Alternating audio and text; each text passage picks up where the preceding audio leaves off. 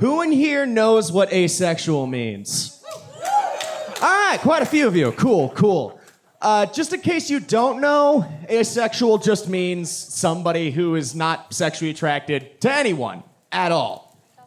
The reason I bring it up is because I am one of those asexual people.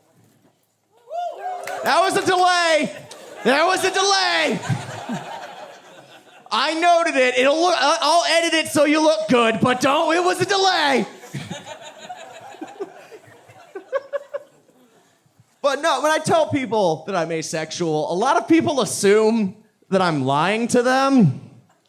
A lot of people assume that I'm suppressing gayness in Portland. And look how I'm dressed. If I'm suppressing gayness, I'm not doing a good job. But the other one I get is that I'm suppressing trauma. And it's not that either. Because I personally haven't had a bad experience with sex. It's just that my experience with sex is pretty similar to my experience with In-N-Out Burger. Because when I was growing up, everybody was just hyping the shit out of In-N-Out Burger, right? Everyone was just so excited to have more In-N-Out Burger, and I completely bought into the hype.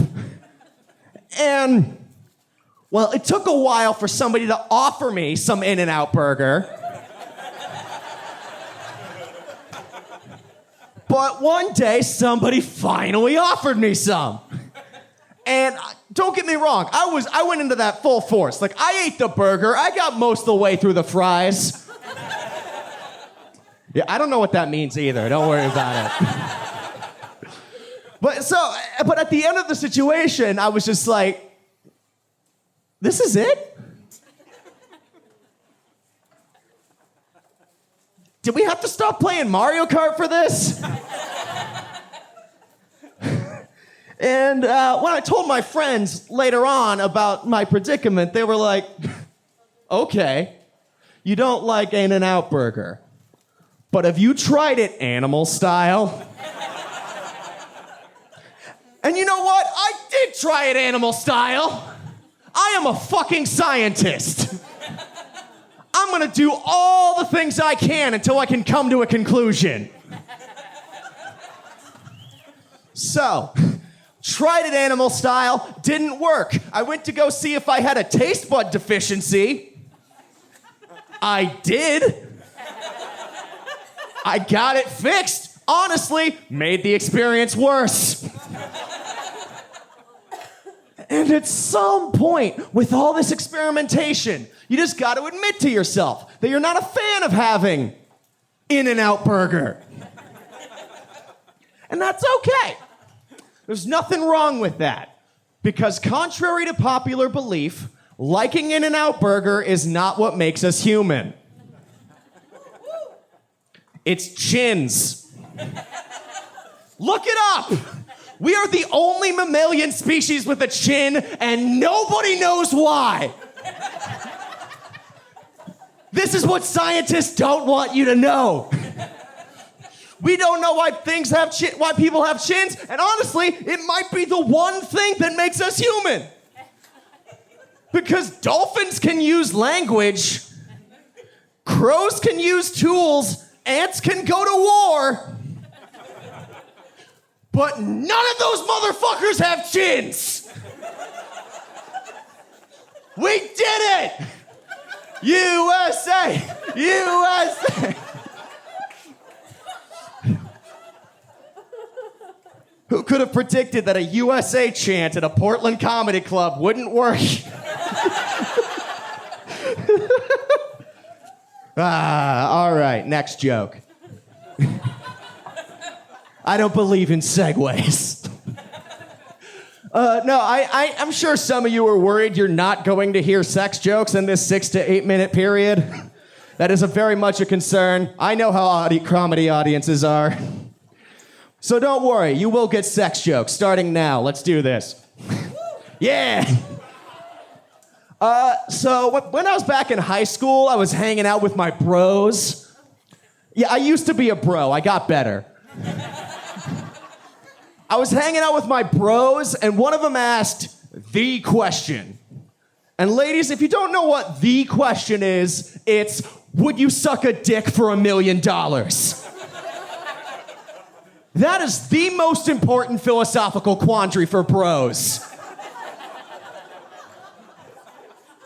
That is the trolley problem for guys named Jason. Would you suck a dick for $1 million? And I was the only person who said yes. Because I may be asexual, but I know a deal when I see one. And so yeah, I got made fun of for this, obviously, but like I don't really understand why. Because all these bros grew up to become finance bros. And finance bros, their whole thing is like, ignore your friends, ignore your family, ignore every relationship. Put everything into making as much money as possible, and so that way you too can become Elon Musk. But they wouldn't suck a dick for $1 million.